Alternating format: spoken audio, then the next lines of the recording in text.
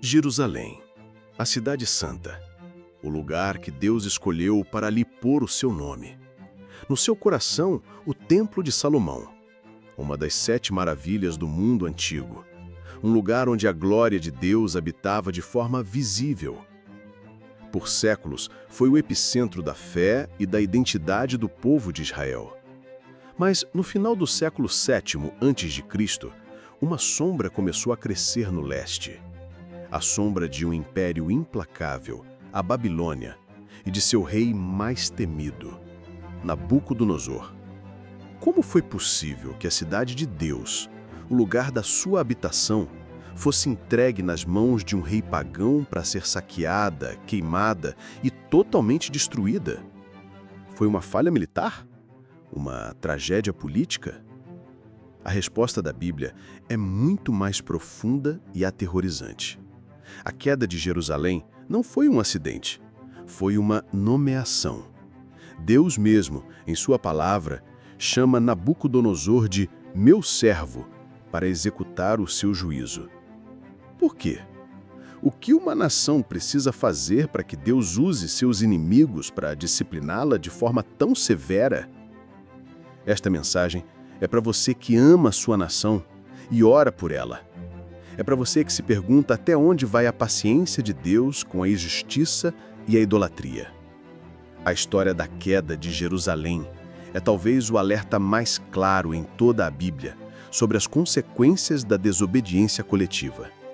Não estamos olhando para o passado para julgar Israel. Estamos olhando para o passado para sermos avisados. Os mesmos princípios que levaram Jerusalém à ruína estão em operação hoje, em nossas nações e, às vezes, em nossas próprias vidas. Bem-vindo a um dos momentos mais sombrios e instrutivos da história bíblica. Hoje, vamos caminhar pelas ruas de uma Jerusalém sitiada. Vamos ouvir os gritos dos profetas e a recusa dos reis. Vamos entender por que o juízo de Deus, embora severo, foi perfeitamente justo. Prepare seu coração, pois a história que vamos desvendar é um espelho que reflete verdades eternas sobre o caráter de Deus. O mundo ordinário de Jerusalém, nas décadas que antecederam a sua queda, não era de paz, mas de uma decadência espiritual profunda.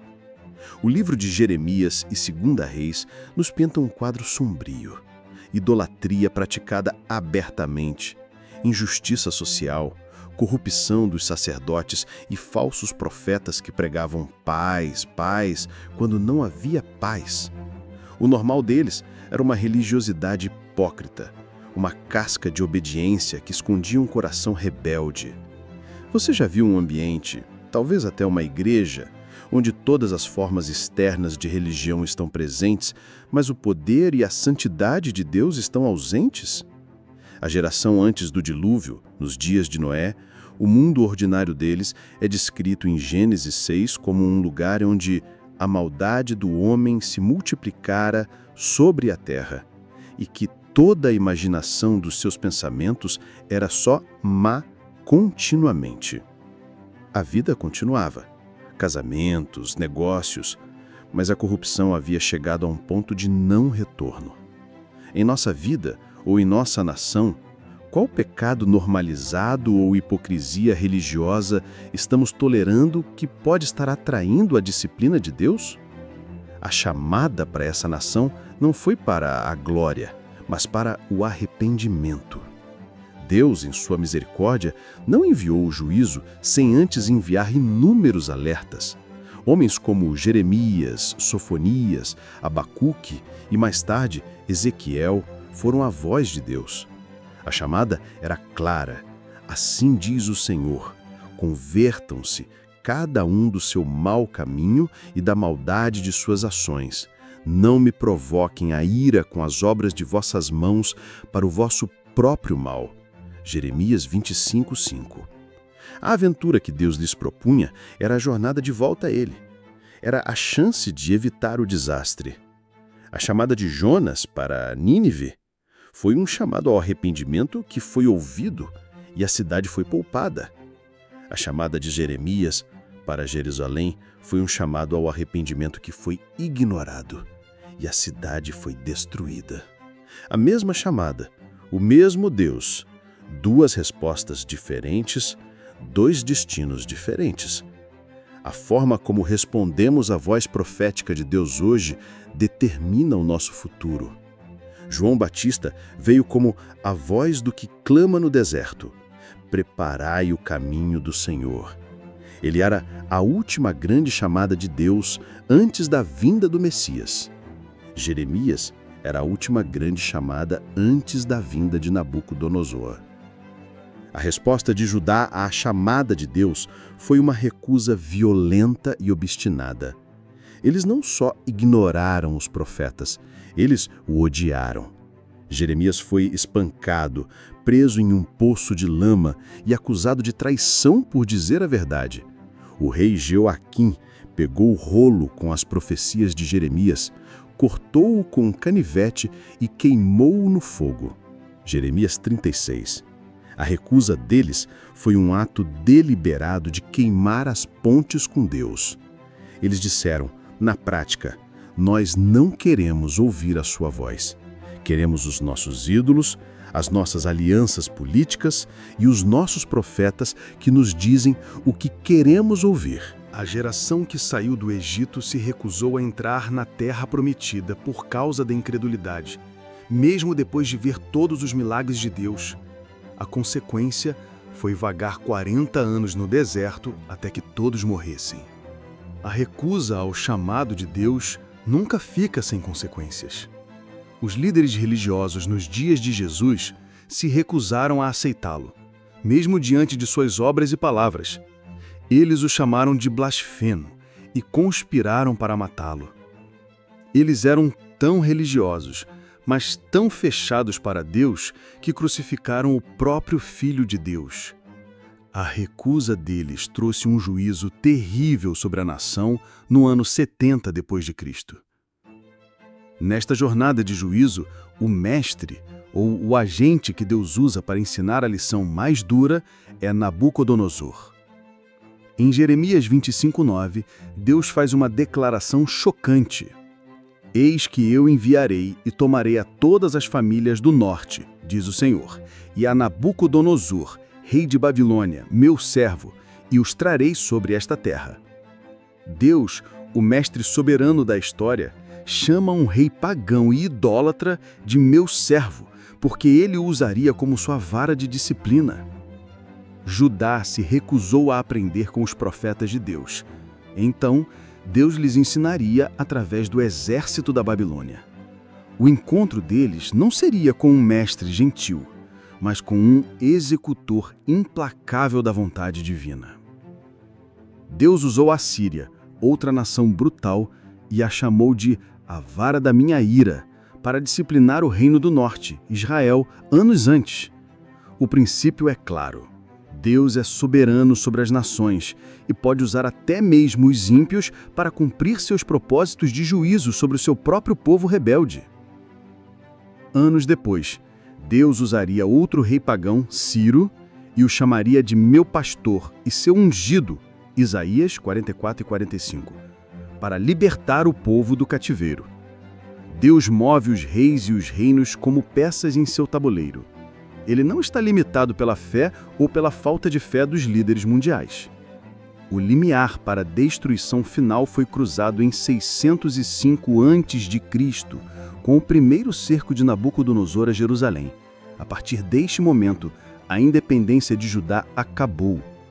Nabucodonosor não destruiu a cidade nesta primeira vez, mas a subjugou, levou os tesouros do templo e deportou a primeira leva de exilados, a elite da nação. Entre eles estavam jovens como Daniel, Ananias, Misael e Azarias. O limiar foi cruzado. A mão do juízo de Deus estava agora fisicamente sobre a nação. As profecias de Jeremias estavam se cumprindo diante dos seus olhos, mas mesmo assim, eles não se arrependeram. A queda do homem no Éden foi o cruzar de um limiar.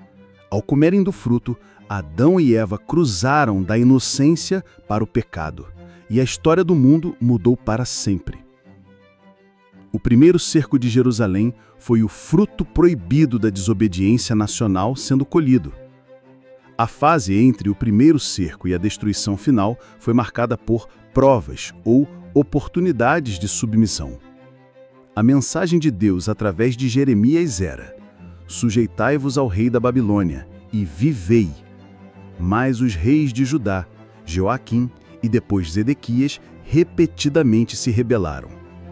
Seus aliados eram os falsos profetas que pregavam que o jugo da Babilônia seria quebrado em breve e que Deus nunca permitiria que sua cidade fosse destruída. Sua grande esperança de aliança era com o Egito, que se provou ser um cajado de caniço quebrado. O inimigo deles, aos seus olhos, era Nabucodonosor, mas o verdadeiro inimigo era o orgulho e a incredulidade em seus próprios corações. Os 10 espias que voltaram de Canaã trouxeram um relatório de incredulidade e influenciaram toda a nação a se rebelar contra a ordem de Deus de subir e possuir a terra. Os falsos profetas em Jerusalém agiram do mesmo jeito, criando uma prova social de que era nobre e patriótico se rebelar contra a Babilônia, quando, na verdade, era uma rebelião contra a palavra de Deus. A escuridão desceu sobre Jerusalém em 588 a.C., quando Nabucodonosor, farto das rebeliões de Judá, retornou para o cerco final. Por quase 2 anos, a cidade foi cercada, completamente isolada. As provisões acabaram. O livro de Lamentações descreve a escuridão desta fase de forma visceral. A pele nos grudou aos ossos, secou-se como madeira. A fome era tão severa que mães, em desespero, cozinhavam e comiam seus próprios filhos, cumprindo as maldições terríveis profetizadas em Deuteronômio 28. A escuridão era o silêncio de Deus, o cheiro da morte e a perda de toda a esperança.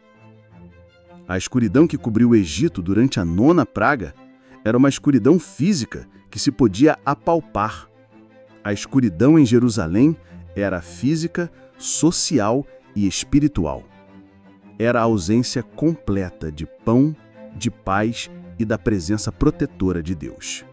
A provação suprema, o golpe final, veio em 586 a.C. Os muros da cidade foram finalmente rompidos. O exército babilônico invadiu, matando indiscriminadamente. O rei Zedequias tentou fugir, mas foi capturado. Diante de Nabucodonosor, ele viu seus próprios filhos serem executados, e então seus olhos foram arrancados. Ele foi levado cego e acorrentado para a Babilônia. Mas a maior de todas as tragédias foi a ordem de Nebuzaradã, o capitão da guarda. Ele pôs fogo no templo de Salomão, a casa de Deus. O lugar sagrado, o coração da nação, foi consumido pelas chamas. A Arca da Aliança desapareceu da história. A glória de Deus que Ezequiel viu partindo do templo em uma visão, Ezequiel 10, agora via sua casa terrena ser reduzida a cinzas. A recompensa por décadas de desobediência foi exatamente o que os profetas anunciaram.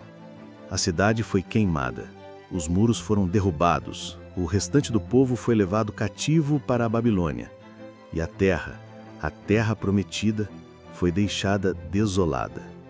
Jeremias 25:11 profetizou: "E toda esta terra virá a ser uma desolação e um espanto, e estas nações servirão ao rei de Babilônia 70 anos."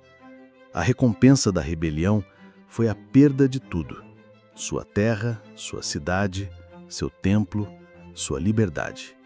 Eles semearam o vento da idolatria e colheram o redemoinho da destruição.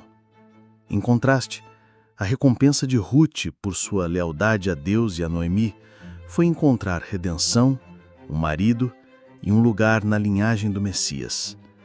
A recompensa de Judá por sua infidelidade foi o exílio. Nossas escolhas de lealdade têm consequências eternas. O caminho de volta para os sobreviventes não foi um retorno para casa, mas uma longa e humilhante marcha para o exílio. O Salmo 137 captura a dor deste caminho. Junto aos rios da Babilônia, ali nos assentamos e choramos quando nos lembramos de Sião. Eles penduraram suas harpas nos sauleiros, pois não podiam cantar os cânticos do Senhor em terra estranha. O caminho de volta foi o começo de um período de 70 anos de luto, reflexão e, finalmente, purificação. A jornada do filho pródigo para casa foi um caminho de volta de arrependimento e humildade. A jornada de Judá para a Babilônia foi um caminho de volta forçado e humilhante.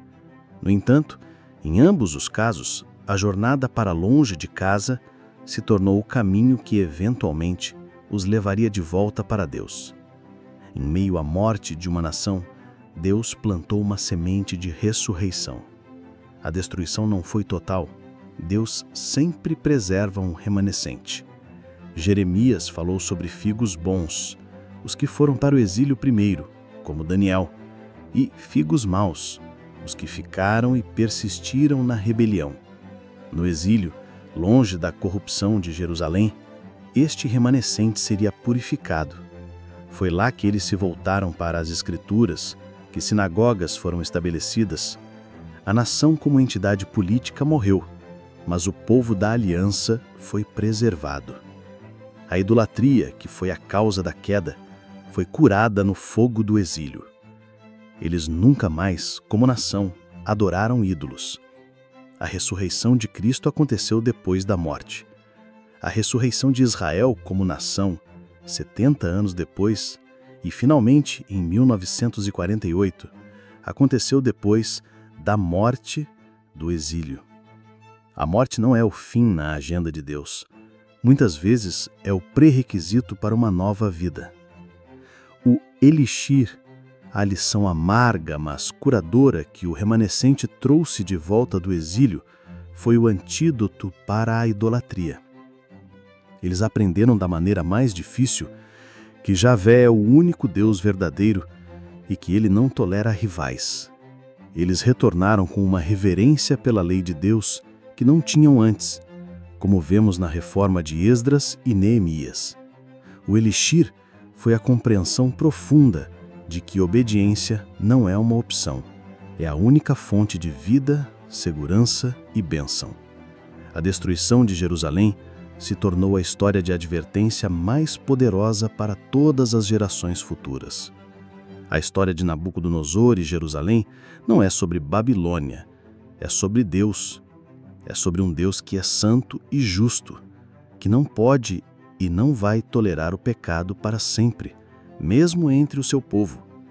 Ele nos adverte, ele nos chama, ele envia seus profetas. Mas, se recusarmos a ouvir, sua justiça virá. Hoje, o espírito de Jerusalém, pré-exílio, está vivo. É o espírito do cristianismo cultural, da fé nominal, da graça barata, que não exige arrependimento. Olhe para as nossas nações. Estamos cheios de igrejas, mas também cheios de injustiça, imoralidade e uma crescente idolatria ao eu, ao dinheiro, ao poder. Estamos construindo nossas próprias alianças com o Egito do mundo, esperando que ele nos salve, enquanto ignoramos a palavra de Deus. A pergunta que ecoa de 586 a.C. para hoje é: estamos ouvindo os Jeremias de hoje ou estamos queimando seus rolos? É hora de um retorno ao coração de Deus. É hora de rasgar nossos corações e não nossas vestes. Repita comigo como uma oração de entrega: cria em mim, ó Deus, um coração puro. O Senhor está purificando a sua casa. O juízo sempre começa pela casa de Deus. 1 Pedro 4,17. Deus está permitindo que as estruturas que construímos com nossas próprias forças sejam abaladas, para que o que é inabalável, o seu reino, permaneça. Não tema o abalo, tema a complacência. Este é um tempo de escolher de que lado do muro estamos: do lado dos que se arrependem ou do lado dos que zombam dos profetas. A destruição de Jerusalém não foi o fim da história. Foi o doloroso capítulo que levou à purificação e, eventualmente, à vinda do Messias. O mesmo Deus que usou Nabucodonosor para julgar é o Deus que enviou Jesus para salvar. Ele não tem prazer na morte do ímpio, mas em que ele se converta e viva. A porta do arrependimento que estava aberta para Judá está aberta para nós hoje. Assim diz o Senhor dos Exércitos: eu zelei por Sião com grande zelo, e com grande indignação zelei por ela. E habitarei no meio de Jerusalém, e Jerusalém se chamará a Cidade da Verdade. Zacarias 8, de 2 a 3.